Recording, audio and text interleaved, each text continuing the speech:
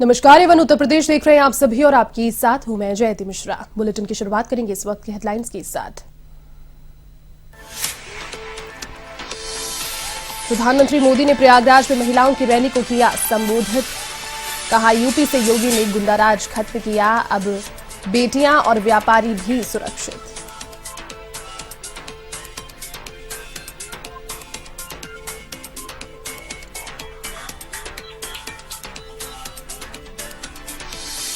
मैनपुरी में समाजवादी पार्टी की विजय यात्रा रवाना। सपा अध्यक्ष अखिलेश यादव ने किया जनसभा को संबोधित। बीजेपी सरकार पर साधा निशाना।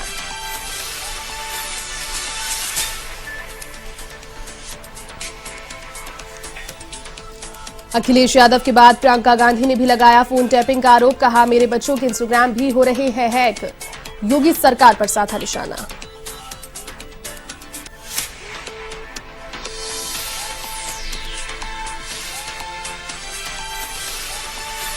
यूपी के बांदा में एसओजी की बड़ी कार्रवाई। एसओजी के बीच हुई मुठभेड़, गोली लगने से 2 बदमाश घायल। बदमाशों से 2 देसी कट्टे, 1 लाख रुपए और आभूषण किए जब्त।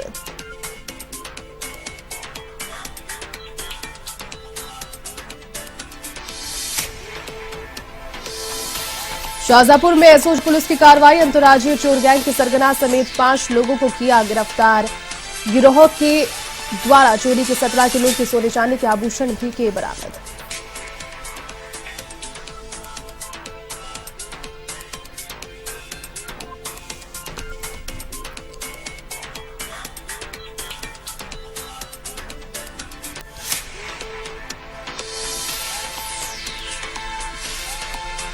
चलिए अब खबरें विस्तार से। प्रयागराज में प्रधानमंत्री नरेंद्र मोदी ने महिलाओं को संबोधित किया। उन्होंने कहा कि इस नए यूपी में कोई वापस अंधेरे में नहीं इसे धकेल सकता। 5 साल पहले यूपी की सड़कों पर गुंडों का राज था। बेटियों का उनके स्कूल कॉलेज में जाना मुश्किल था। वो कुछ कर नहीं सकती थी, बोल नहीं सकती थी। थाने गई तो बलात्कारी की सिफारिश में फोन आ जाता था। योगी जी ने गुंडों को उनकी सही जगह पहुंचाया है। आज यूपी में सुरक्षा भी है, अधिकार भी है, संभावनाएं भी है, व्यापार भी है। इस दौरान मुख्यमंत्री योगी ने भी संबोधित किया।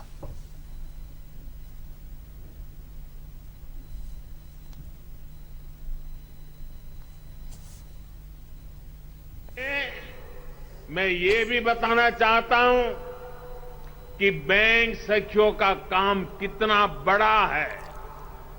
यूपी सरकार ने इन बैंक सखियों के ऊपर ऐसे करीब 75,000 करोड़ के लेन देन की जिम्मेदारी सौंपी है। 75,000 करोड़ रुपए का कारोबार ये गांव में रहने वाली मेरी बहनें, मेरी बेटियां कर रही है। जितना लेन देन गांव में होगा उतनी ही उनकी आमदनी भी होगी।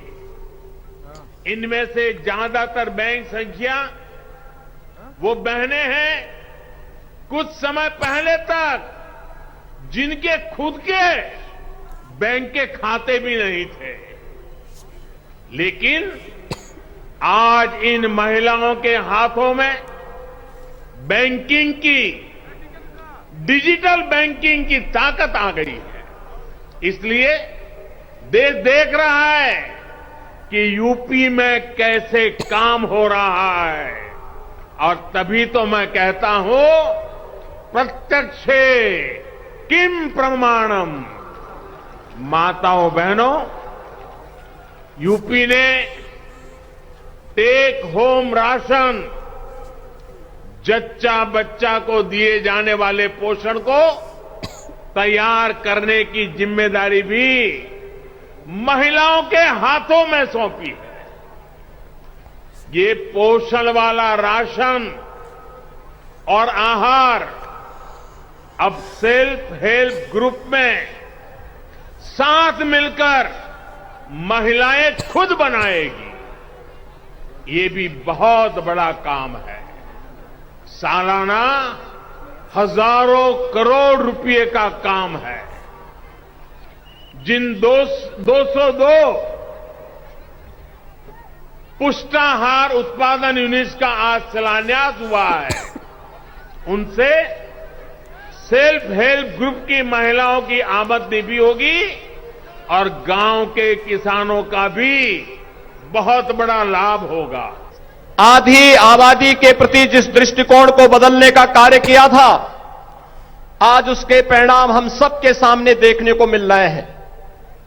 मातृवंदना की योजना हो, मिशन इंद्रधनुष के माध्यम से टीकाकरण के अभियान को एक नई गति देने की कार्रवाई हो, या फिर हर घर में शौचालय के माध्यम से नारी गरिमा की रक्षा हो, या फिर माताओं को भी संपत्ति पर अधिकार मिले। प्रधानमंत्री आवास योजना में अधिकांश मकान जो मिले हैं वह महिला स्वामित्व के ही मिले हैं, नारी को ही प्राप्त हुए हैं। और इस समय जो एक बड़ा कार्यक्रम चल रहा है,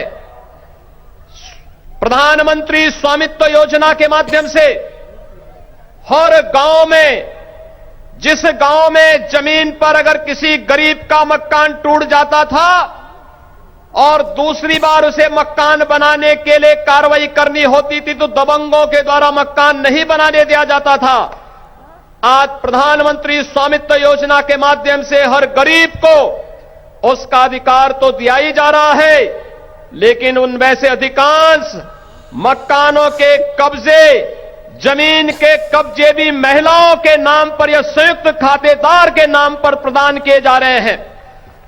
देश के अंदर आधी आबादी को सुरक्षा, सम्मान और स्वावलंबन की ओर आगे बढ़ाने के लिए आदरणीय प्रधानमंत्री जी के मार्गदर्शन में उत्तर प्रदेश सरकार ने जो विभिन्न प्रकार के कार्यक्रम इस दौरान लागू किए हैं, उनमें से कुछ कार्यक्रमों का आज प्रधानमंत्री जी ने उन लाभार्थियों के साथ, उन स्वयंसेवी महिला समूहों के साथ और साथ साथ प्रदेश के अंदर बेटी बचाओ बेटी पढ़ाओ के उस अभियान को कैसे एक नई ऊंचाइयों तक ले जाने का कार्यक्रम चल रहा है।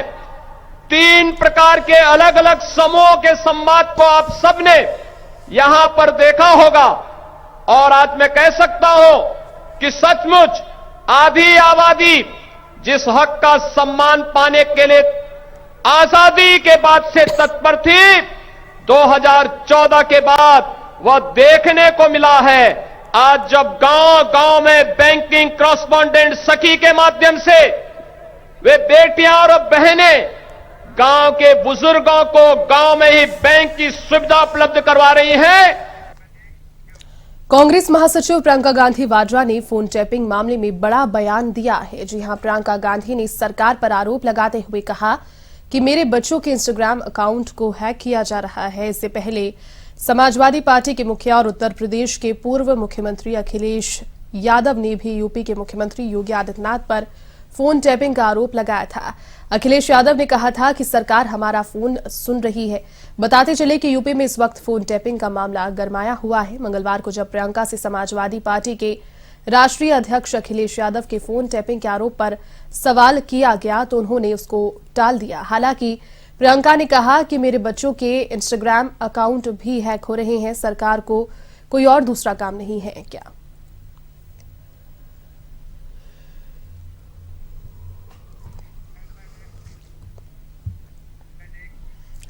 समाजवादी पार्टी के 8वें चरण की विजय यात्रा मैनपुरी से शुरू हुई। इस दौरान सपा के राष्ट्रीय अध्यक्ष अखिलेश यादव ने क्रिश्चियन मैदान में जनसभा को संबोधित किया तो वहीं इस जनसभा के बाद पूर्व मुख्यमंत्री विजय रथ पर सवार होकर एटा के लिए रवाना हुए।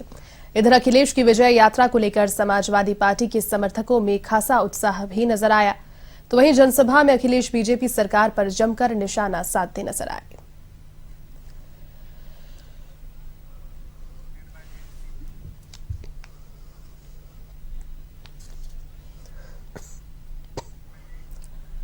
भाजपा सांसद स्मृति ईरानी के संसदीय क्षेत्र अमेठी से तीर्थ दर्शन यात्रा अयोध्या धाम पहुंची। इस यात्रा में लगभग 150 श्रद्धालु धाम पहुंचे और हनुमानगढ़ी राम जन्मभूमि सरयू पर दर्शन पूजन किया।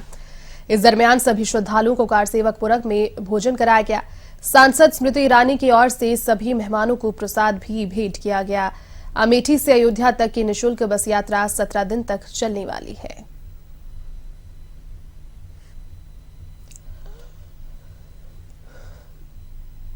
3 बसें हैं, 3 बसों में 150 की संख्या आई है। आज पहला दिन है और लगभग ये 17 ब्लॉकों में ये कार्यक्रम रैली चलेगा। हर एक ब्लॉक से 3-3 बसें आएंगी। उसमें राम जन्मभूमि के दर्शन होंगे, हनुमानगढ़ी के दर्शन होंगे और निःशुल्क भोजन है यहाँ।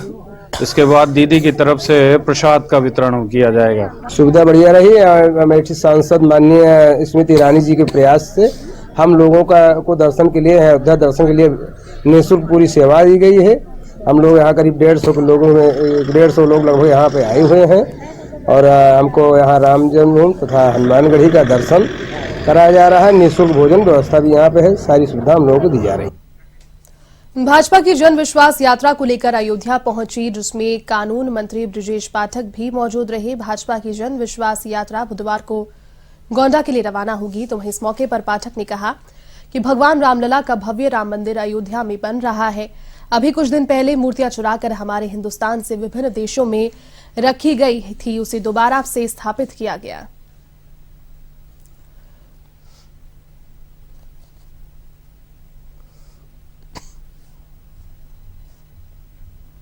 हर हिंदू के मन में, हर भारतवासी के मन में इस बात की तीव्र इच्छा है कि जो मुस्लिम आक्रांताओं ने हिंदुस्तान की अस्मिता पर, हिंदुस्तान की संस्कृति पर, हमारी सांस्कृतिक विरासत पर हमला किया था, उन्हें ध्वस्त किया था, उसे दोबारा पुनर्स्थापित किया जाए। आदरणीय प्रधानमंत्री नरेंद्र मोदी जी के नेतृत्व में उसे पुनर्स्थापित किया जा रहा है। अभी आपने देखा कि रामलला का भव्य मंदिर अयोध्या में बन रहा है। अभी आपने कुछ दिन पहले खबर देखी होगी, 1-1.5 महीना नहीं बीता है, कि हमारी जो मूर्तियां चुरा करके हिंदुस्तान से ले जाकर के विभिन्न देशों में रखी गई थी, मां अन्नपूर्णा की मूर्ति को जिस प्रकार भारत में लाकर के, उसे कनाडा से लाकर के भारत में स्थापित दोबारा अन्नपूर्णा मां के मंदिर में उसी प्रकार वाराणसी में किया गया। आदरणीय प्रधानमंत्री जी ने मां अन्नपूर्णा की तरह ऐसी 55 मूर्तियों को चुरा करके लोग ले गए थे। भारत की सांस्कृतिक विरासत को बचाने का काम आदरणीय प्रधानमंत्री जी कर रहे हैं। मैं उत्तर प्रदेश सहित पूरे देश के लोगों से कहना चाहूंगा कि हमारे सामने एकमात्र विकल्प भारतीय जनता पार्टी है। अपना आशीर्वाद प्रदान करें भारत की संस्कृति की रक्षा करने के लिए, उत्तर प्रदेश की संस्कृति की रक्षा करने के लिए और उत्तर प्रदेश में कानून का राज और आगे बढ़ाने के लिए हमें आशीर्वाद प्रदान करें। शाहजहांपुर के एसओजी और सदर बाजार पुलिस ने अंतर्राज्यीय चोर गिरोह के सरगना समेत 5 लोगों को गिरफ्तार किया है, जिनके पास से बिहार में एक सराफा व्यापारी की दुकान से चोरी किए गए करीब 17 किलो सोने चांदी के आभूषण बरामद किए गए। साथ ही करीब 3.5 लाख रुपए की नकदी भी बरामद की गई है। पुलिस अधीक्षक एस आनंद ने बताया कि गिरोह फूल मालाएं बेचने का दिखावी कार्य करते हैं, जिनकी आड़ में सराफा व्यापारियों की दुकानों की रैकी करके वारदात को अंजाम दिया करते थे।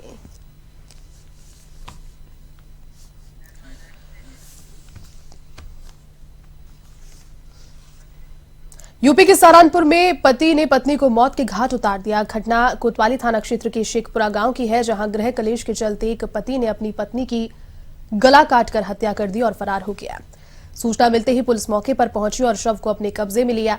पुलिस ने बताया कि मृतका शमा अपने घर जाना चाहती थी और इसी बात को लेकर उसका पति से विवाद चल रहा था, जिस पर उसकी हत्या कर दी गई। फिलहाल पुलिस आरोपी की तलाश कर रही है। अभी मामला आया है कोतवाली देहात के शेखपुरा गांव में।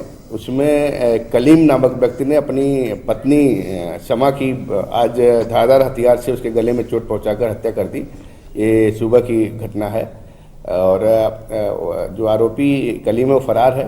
घटना के पीछे जो पड़ोसियों ने बताया है कि इनका मियाँ बीबी का झगड़ा था और पत्नी जो मृतिका है बार बार अपने मायके जाने के लिए कहती थी और ये उसे मायके नहीं जाने दे रहे थे।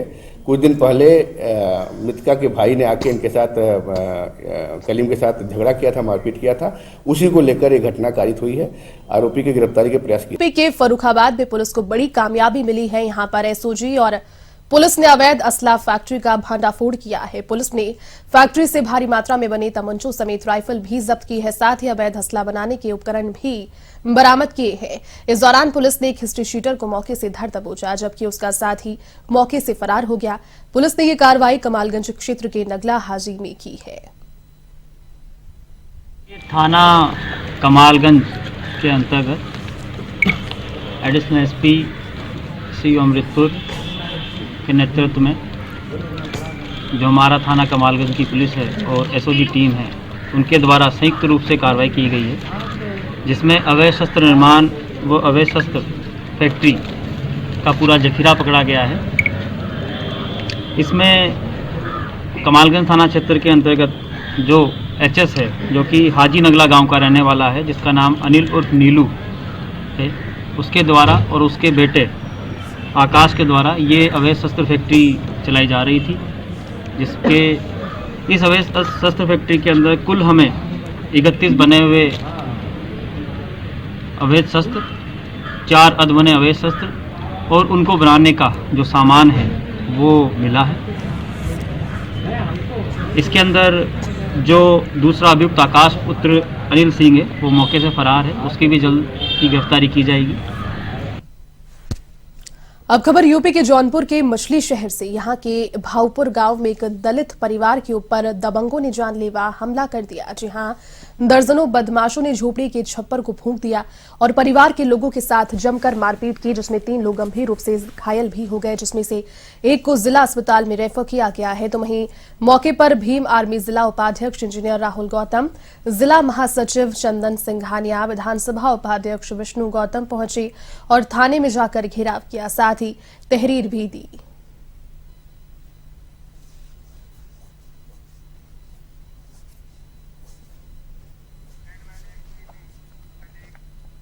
जालौन में एक निर्माणाधीन सरकारी विद्यालय की छत ढह गई, जिससे वहां पर काम कर रहे 4 मजदूर उसकी चपेट में आ गए। इस घटना को देखकर मौके पर हड़कंप मच गया। हादसे में घायल हुए मजदूरों को सामुदायिक स्वास्थ्य केंद्र में एडमिट कराया गया। तो वहीं हादसे के बाद जिलाधिकारी ने मामले की जांच के आदेश दिए हैं। बताया जा रहा है कि भवन निर्माण में घटिया सामग्री का प्रयोग किया जा रहा था, जिससे छत गिर पड़ी। तो वहीं मामले को लेकर कलेक्टर ने जांच के आदेश दिए हैं।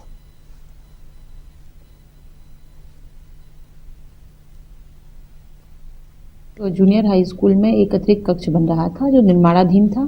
निर्माणाधीन में कुछ दुर्घटना हो गई है, लेकिन अभी किसी के वहां घायल होने की सूचना नहीं है और उसमें समिति बनाकर जो भी मामला होगा पूरी की जांच कराई जाएगी और दोषी व्यक्तियों के खिलाफ कार्रवाई। यूपी के बांदा में बेखौफ बदमाशों का आतंक जारी है और इसी बीच बदमाशों ने पैलानी थाना क्षेत्र में शराब की दुकान की सेल्समैन से लूटपाट की। इस दौरान बदमाश 1 लाख से अधिक की नकदी लूट कर फरार हो गए। घटना की सूचना पाकर एसपी अभिनंदन सिंह मौके पर पहुंचे। फिलहाल आरोपियों की तलाश जारी है।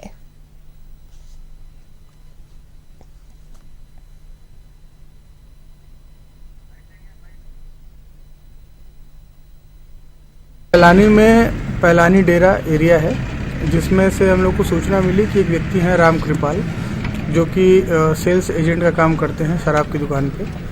तो वो बता रहे थे कि उनके साथ वो वहाँ से कुछ कैश इकट्ठा करके वापस जा रहे थे। तो उसी दौरान 2 लोग जो है वो बाइक से आए और उनसे वो कैश ले लिया। इस सूचना पर सभी हम लोग मौके पर आ गए हैं। उत्तर प्रदेश के बांदा में एसपी अभिनंदन सिंह के दिशा निर्देश पर एसओजी की टीम ने बड़ी कार्रवाई की है। इस दौरान मढ़ौर थाना क्षेत्र के बाईपास इलाके में बदमाशों और एसओजी की टीम के बीच में मुठभेड़ भी हुई, जिसमें गोली लगने से 2 बदमाश घायल हो गए। ऐसे में पुलिस बदमाशों से 1 लाख रुपए की नकदी और सोने चांदी के जेवरात बरामद कर चुकी है। साथ ही 2 देसी तमंचे सहित जिंदा कारतूस और कई मोबाइल भी बरामद किए हैं। फिलहाल दोनों बदमाशों का इलाज जारी है।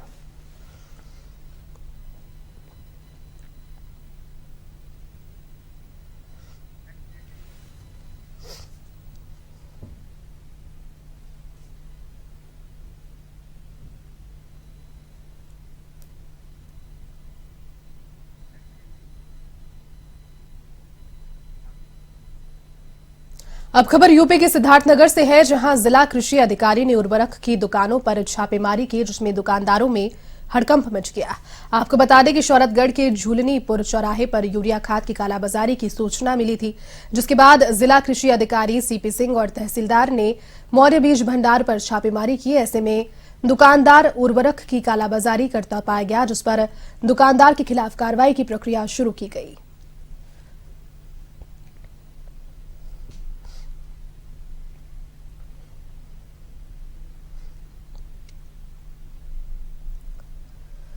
ये प्रोपराइटर जितेंद्र मौर्य की शिकायत मिली कि 400 रुपया में यूरिया बेच रहे हैं। उसमें से अधिकांश भारत के रहने वाले किसान हैं। इसकी शिकायत की जांच के लिए एडीओजी को भेजा गया। उसने भी बयान दर्ज किया किसानों का। यूपी के सहारनपुर में भारतीय सेना के अमर शहीद जवान निशांत शर्मा की मूर्ति लगाए जाने के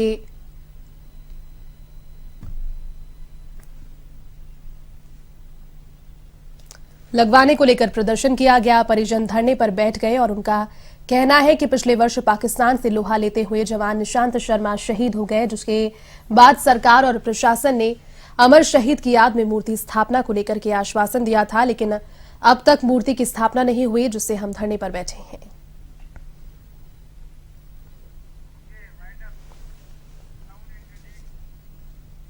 चलिए, इस बुलेटिन में फिलहाल के लिए बस इतना ही। देश और दुनिया की तमाम बड़ी खबरों को देखने के लिए आप देखते रहिए A1 TV। नमस्कार।